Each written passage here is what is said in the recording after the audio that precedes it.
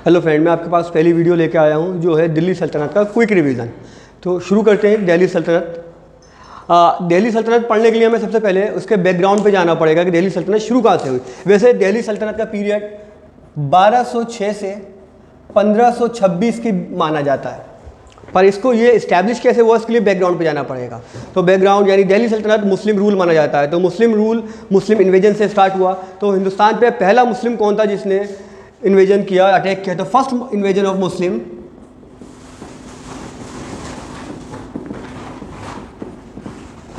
वो हुआ 712 सेंचुरी में, और करने वाले का नाम था मोहम्मद गौरी, मोहम्मद बिन कासिम।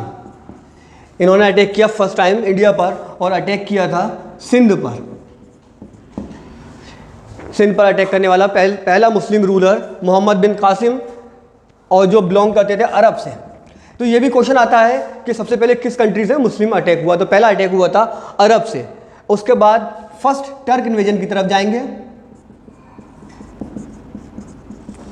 फर्स्ट टर्क इन्वेजन जो हुआ वो महमूद गजनी ने किया, या महमूद ऑफ गजनी। इन्होंने हिंदुस्तान पर 1001 से 1027 के बीच 17 टाइम अटैक किया। ये अटैक 17 टाइम, जिसमें सबसे ज़्यादा इंपॉर्टेंट इनका 16 अटैक है जो 1025 में हुआ था सोमनाथ टेम्पल पर। ये महमूद गजनी का सेकंड लास्ट अटैक था इंडिया पर। इनके बाद सेकंड टर्क इन्वेजन की तरफ जाएंगे। तो अब तक हमने पढ़ा कि अरब, सबसे पहले अरब ने अटैक किया, अरब के बाद टर्क ने किया। तो टर्क का फर्स्ट इन्वेजन हो गया। अब तक हिंदुस्तान में दिल्ली सल्तनत की शुरुआत नहीं हुई थी। सेकंड इन्वेजन जिस शख्स ने किया उसने दिल्ली सल्तनत की नींव डाली। तो सेकंड टर्क इन्वेजन जो हुआ वो मोहम्मद गौरी ने किया। वैसे तो मोहम्मद गौरी ने फर्स्ट टाइम जब अटैक किया था वो 1175 सेंचुरी में किया था, जो सक्सेसफुल नहीं रहा। उसके बाद जो मेन बैटल हुई वो first battle of Tarain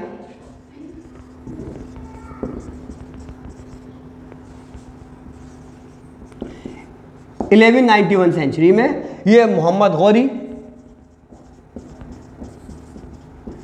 versus Prithviraj Chauhan थी।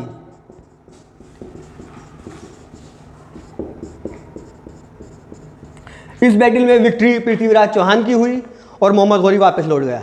इसके बाद अगले साल वो फिर अटैक करता है 1192 में, और सेकंड बैटल ऑफ तराइन होती है।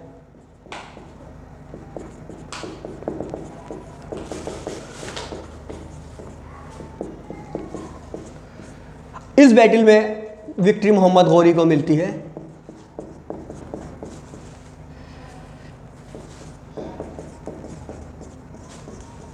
अब विक्ट्री मोहम्मद गौरी को मिलती है और यहाँ दिल्ली सल्तनत की नींव डलती है। यहाँ इसके बाद मोहम्मद गौरी इंडिया के डिफरेंट एरिया पर अटैक करता गया, और जाते वक्त 1206 में अपने स्लेव को रिस्पॉन्सिबिलिटी छोड़ के चला गया। और यहाँ से शुरू हुई दिल्ली सल्तनत की पहली डायनेस्टी, जिसका नाम था स्लेव डायनेस्टी।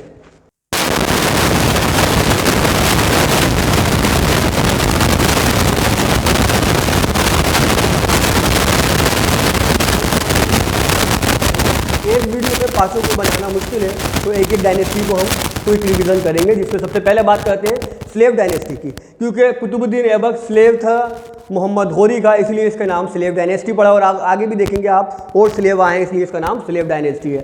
तो स्लेव डायनेस्टी के फाउंडर थे कुतुबुद्दीन ऐबक, जो 1206 से 1210 तक रूलर रहे। ये फेमस थे किस नाम से? ये दो नामों से फेमस थे। पहला लाख बख्श,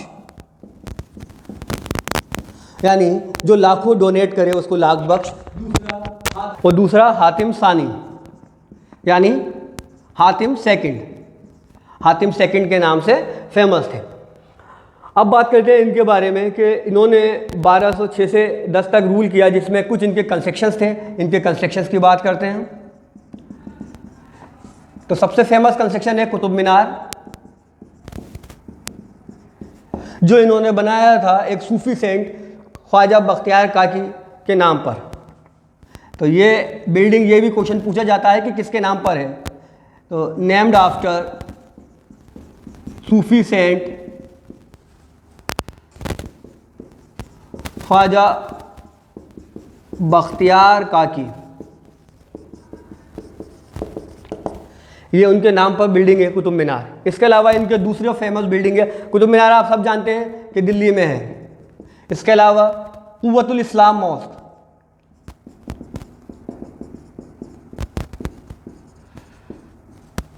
यह भी दिल्ली में है और दिल्ली की पहली मस्जिद मानी जाती है। तीसरा फेमस इनका कंस्ट्रक्शन है 2.5 दिन का झोपड़ा,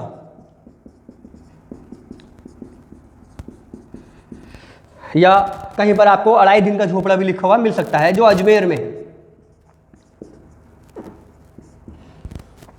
इसके अलावा इन्होंने कई फेमस राइटर्स को पैट्रोनाइज भी किया, जिसमें सबसे ज़्यादा मशहूर हैं हसन निज़ामी, जिनकी बुक है ताजुल मसीर। इसके अलावा पैट्रोनाइज किया इन्होंने फखरुद्दीन को, जिनकी बुक का नाम है तारीख मुबारक शाही।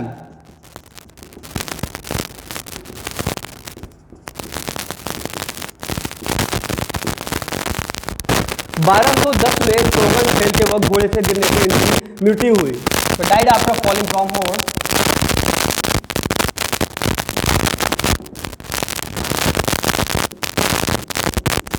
While playing chaugan. चौगन जो आज जिसका रिसेंट नेम पोलो है, ये इस गेम की शुरुआत भी हिंदुस्तान से ही हुई है, जैसे आप लोग जानते होंगे। तो उस टाइम में चौगन खिलाता था और खुशी भी कहते थे। ये खेल रहे थे 1210 में, घोड़े से गिरे और इनकी मृत्यु हो गई। कुतुबुद्दीन ऐबक के बाद उनके बेटे आराम बख्श और आराम शाह कुछ दिन तक तख्त पर रहे, 1210 से 11 तक। इसलिए इनसे बहुत ज्यादा क्वेश्चन नहीं आते, फिर भी आपको बस ये सीक्वेंस में याद रखिएगा कि कुतुबुद्दीन के बाद आराम बख्श आया, उसके बाद अल्तमश आया। अल्तमश जो थे वो कुतुबुद्दीन ऐबक के स्लेव भी थे और सन इन लॉ भी थे। ये दामाद थे कुतुबुद्दीन ऐबक के, और इनको कंसीडर किया जाता है दिल्ली का real founder, the real founder of Delhi सल्तनत कहा जाता है अल्तमश को। क्या रीजन था इसका देखिए जानेंगे। पहली चीज, अब तक कैपिटल लाहौर थी, अब इन्होंने कैपिटल शिफ्ट करी लाहौर से दिल्ली में। दूसरी चीज, इन्होंने अपना नाम खुतबे में स्टार्ट कराया। उस टाइम जितने दिल्ली सुल्तान होते थे वो अपने आप को रजिस्टर्ड, अपने आप को मान्यता दिलवाने के लिए खलीफाओं से, खलीफा जो होते इस्लामिक मुल्क के खलीफा होते थे, उनसे परमिशन लेते थे, उनकी परमिशन से अपने आप को रजिस्टर्ड करते थे। तो इन्होंने अपने आप को गुलामी से आजाद करवाया, खलीफा से परमिशन ली और अपने नाम को खुतबे में स्टार्ट किया। उस टाइम जो इस्लामिक मुल्कों में हुकूमत चल रही थी वो अब्बासी डायनेस्टी की चल रही थी, अब्बासी हुकूमत थी। और इन्होंने अपना नाम खुतबे में करवाया और इन्होंने दिल्ली को बचाया चंगेज खान के अटैक की। ये सारे एक एक पॉइंट, एक एक क्वेश्चन बनता है हर एग्जाम में आने, आप एसएससी से लेकर रेलवे हर एक एग्जाम में। Who saved Delhi from Genghis Khan, तो चंगेज खान से सेव करने वाले भी अल्तमश थे। पहली बार इन्होंने उसके आक्रमण को फेल किया। 2 क्वाइन इन्होंने शुरू किए, एक का नाम जीतल और दूसरा टका। जीतल जो था वो कॉपर का क्वाइन था और टका जो था वो सिल्वर क्वाइन था। इसके अलावा इनका एक इंपॉर्टेंट पॉइंट है कि इन्होंने ग्रुप ऑफ 40 बनाया। ये 40 लोगों का ग्रुप था जो दिल्ली के 40 अमीर थे। ये एक तरीके से इनकी कैबिनेट थी जिससे ये डिस्कस करके डिसीजन लिया करते थे। आगे चल के ये किंग मेकर बन गए और इन्होंने दिल्ली सल्तनत में काफी बादशाहों को हटाया और बनाया। तो ग्रुप ऑफ 40 बनाया। ये इनडायरेक्ट डेमोक्रेसी की एक तरीके से स्टार्ट की। डेमोक्रेसी का एक कैरेक्टर जो होता है, पावर शेयरिंग भी होता है और डिसीजन शेयरिंग होता है। तो ये डिसीजन बाय शेयरिंग लिया करते थे, इनडायरेक्ट डेमोक्रेसी का एक कैरेक्टर है। तो ये 40 इनका ग्रुप कहलाता है, 40 अमीरों का ग्रुप। इसके अलावा इन्होंने डिसेंट्रलाइजेशन के लिए एक काम और किया, इख्ता सिस्टम स्टार्ट किया। यह भी विकेंद्रीकरण यानी डिसेंट्रलाइजेशन का एक कदम था, इख्ता, और इसके ऑफिसर को कहा जाता था मुक्ता। यह क्वेश्चन कई बार पूछा जा चुका है कि इख्ता सिस्टम किसने स्टार्ट किया, तो शमसुद्दीन अल्तमश, और इनको इल्तुतमिश नाम से भी जाना जाता है। इन्होंने शुरू किया और इक्ता सिस्टम स्टार्ट करने वाले इल्तुतमिश या शमसुद्दीन अल्तमश थे, जिन्होंने इक्ता सिस्टम स्टार्ट किया। ऑफिसर जो था वो मुक्ता कहलाता था। दो इनके और इंपॉर्टेंट काम है। एक इन्होंने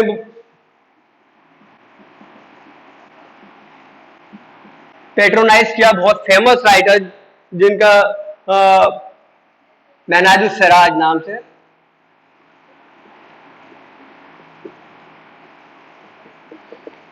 इनको संरक्षण प्रदान किया मिनाजुस सिराज को, जिनकी बहुत फेमस बुक है तबकात नासिरी।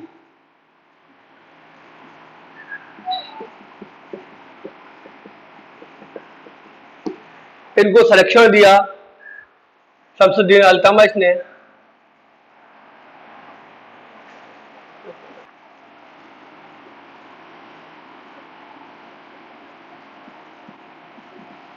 और कुतुब मीनार का कंस्ट्रक्शन कंप्लीट करवाया। इसके अलावा ये फेमस है दरगाहों के कंस्ट्रक्शन के लिए। इन्होंने कई हिंदुस्तान की बड़ी दरगाहों का कंस्ट्रक्शन कराया और उनको रिपेयर भी करवाया है। और बस इनके बारे में इतने ही क्वेश्चन आते हैं। Who completed the construction of Qutub Minar? तो कुतुब मीनार के तामीर को कंस्ट्रक्शन को कंप्लीट करने आने वाले भी शमसुद्दीन अल्तमश या इल्तुतमिश थे। इनके बाद कुछ दिन इनके बेटे रुकनुद्दीन फिरोज रहे।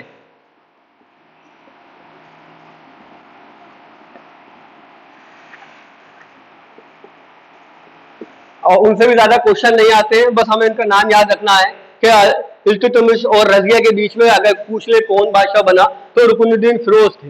इनके बाद आई रजिया जो फर्स्ट वुमन एम्परर थी इंडिया की।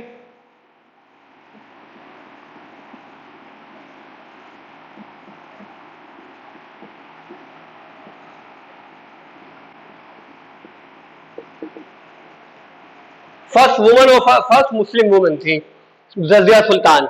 अब रजिया सुल्तान के बारे में एक क्वेश्चन तो यही बनता है। दूसरा, इनके होते ही अलग अलग स्टेट में विद्रोह स्टार्ट हो गए। उन विद्रोह को दबाने के लिए ये अपने बेलव्ड याकूत के साथ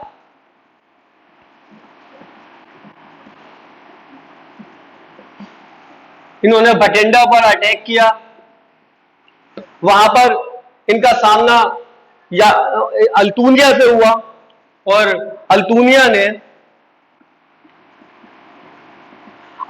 ने याकूत को खत्म कर दिया और यहाँ रजिया ने अल्तूनिया से निकाह कर लिया और दोनों वहां से आगे बढ़े और दिल्ली वापस लौट के आए। इस तरीके से इन्होंने दिल्ली सल्तनत को वापस अपने कब्जे में लिया। पर उससे कुछ साल बाद ही कैथल में हरियाणा में एक कॉन्स्पायरेसी करके 1240 ईस्वी में इनका कत्ल कर दिया गया। तो रजिया से ज्यादातर ये तीन ही क्वेश्चन बनते हैं। एक, पहली वुमन कौन थी?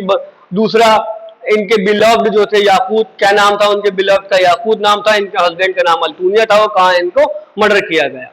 इनके बाद दो इनके भाई बने जिनसे बहुत ज्यादा आपको क्वेश्चन नहीं आते, बस उनके नाम सीक्वेंस पे याद रख लेना है।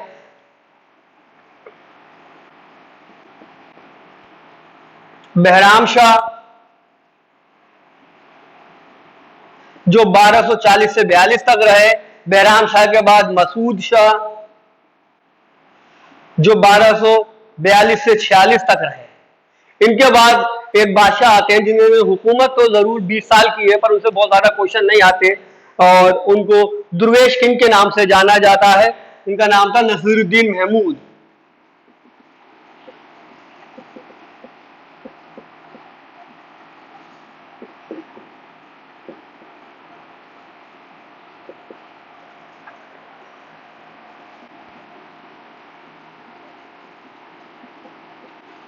ये रजिया के बड़े भाई थे और इनको राजकाट पे इंटरेस्ट नहीं था, इसलिए ये दिल्ली के किसी कोने में जाके सिर्फ इबादत किया करते थे।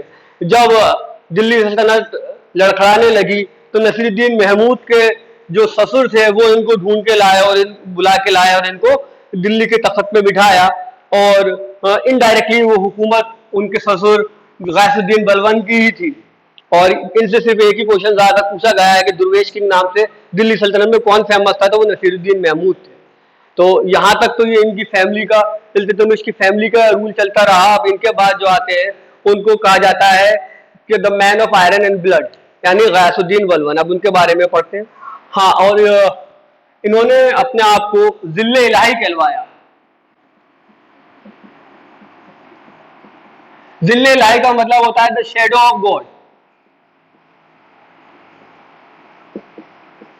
ईश्वर की परछाई। ये अपने आप को जिल्ले इलाही कहलवाते थे। जिल्ले इलाही की इसका मीनिंग होता है द शेडो ऑफ गॉड, या ईश्वर की परछाई। इसके अलावा इनका एक पॉइंट और बहुत इंपॉर्टेंट है, इन्होंने मिलिट्री के लिए अलग से एक डिपार्टमेंट बनाया जो दीवाने अर्श कहलाया।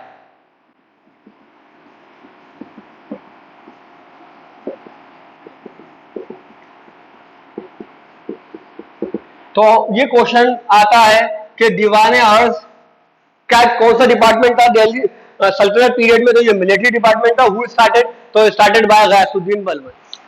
तो ये लास्ट पावरफुल रूलर थे स्लेव डायनेस्टी के, और ये भी अल्तमश के स्लेव थे। इसीलिए क्योंकि इस डायनेस्टी में सभी, इस राजवंश में सभी एक के बाद एक स्लेव ही आए, दास आए, इसलिए इसको दासवंश भी हिंदी में कहा जाता है। तो आखिरी दासवंश में जो आखिरी शक्तिशाली जो थे वो गयासुद्दीन बलबन थे। जब ये बादशाह बना, ये अल्तमश के टाइम पर एक पोस्ट पर थे जिसको दीवाने आखिर बोला जाता था, यानी care taker of royal horses.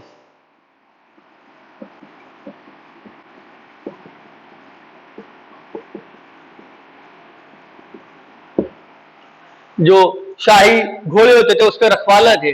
और ससुर थे नसीरुद्दीन महमूद का। जब ये बादशाह बने तो इन्होंने अपने आप को बड़ा दिखाने के लिए सबसे पहले अपना नाम जोड़ा एक ईरान के फेमस बादशाह हुए हैं जिनका नाम था अफरसियाब। इन्होंने कहा कि मैं पर्शिया के किंग अफरसियाब का वंशज हूं। उनकी उनकी मेरे पूर्वज जो थे वो अफरसियाब की फैमिली से थे। अब इस बंदे ने, क्योंकि ग्रुप ऑफ 40 से आया था, तो सबसे पहले ग्रुप ऑफ 40 को एबोलिश किया।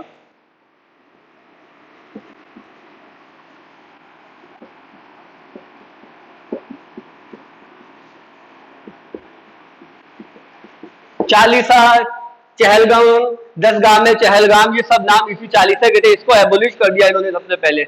दूसरा, इनके पास इशू ये था कि जो अमीर थे, जो किंग मेकर बन गए थे, उनको तोड़ना था। तो उनकी पावर को तोड़ने के लिए उसने कोर्ट में सजदा और सजदा भी कहते हैं, और पाबोस, ये पाबोस और सजदा कोर्ट में स्टार्ट किया। दरबार में जो भी आता था उसके पांव पर किस करता था, जिसको कुछ राइटर पाबोस कहते हैं, कुछ सजदा या सजदा लिखते हैं। तो उनको उस 40 के ग्रुप की पावर को बिल्कुल जीरो कर देना था, उनकी ईगो को तोड़ना था। तो इसने ये काम स्टार्ट किया, और इसी को कहा जाता है, इसी की पॉलिसी कहलाती है policy of blood and iron, यानी हिंदी में लोह रक्त की नीति को अपनाया है। सख्ती से कानून को अपनाना, लोह रक्त की नीति को अपनाया, और अपने साथ तलवारें लेके चलता था, और टेरर पैदा हो जाए पब्लिक के डर में, और वो तलवार से अल्लाह अकबर के नारे लगाते हुए उसके साथ सैनिक चलते थे। इसीलिए इनको कहा जाता था man of blood and iron. He was the great supporter of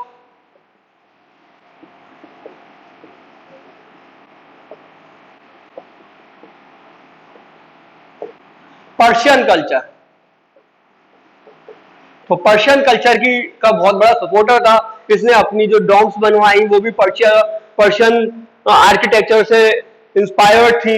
इसके अलावा इनने नोरोज फेस्टिवल स्टार्ट किया।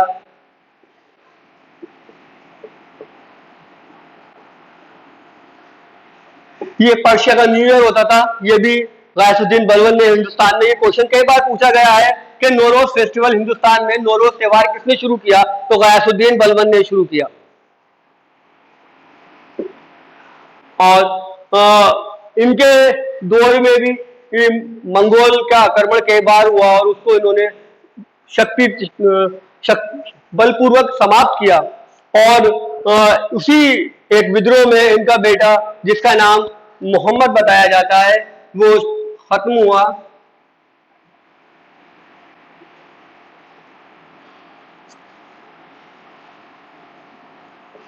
जिससे इन्हें बहुत झटका लगा। उसके अलावा इनका बहुत फेमस, इनका बहुत ही करीबी एक गुलाम था जिसका नाम तुगरिल था।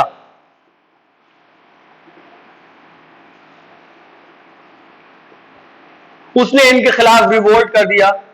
हालांकि उस रिवोल्ट को उन्होंने सक्सेसफुली दबा दिया, पर इन दो चीजों से ये बुरी तरह से टूट गए। और 1287 में इनकी डेथ हो गई। इनकी डेथ के बाद दास वंश लगभग खत्म की तरफ हो गया। हालांकि इनके बाद इनके बेटा 3 साल हुकूमत पे रहा, जिसका नाम कैकूबाद था। उसको खत्म करके खिलजी वंश शुरू किया गया। जलालुद्दीन फिरोज खिलजी ने उनको कत्ल करके नया वंश शुरू करा, खिलजी। तो इनके बेटे का नाम, जो लास्ट रूलर रहा, हम उसका नाम बस जान लेते हैं।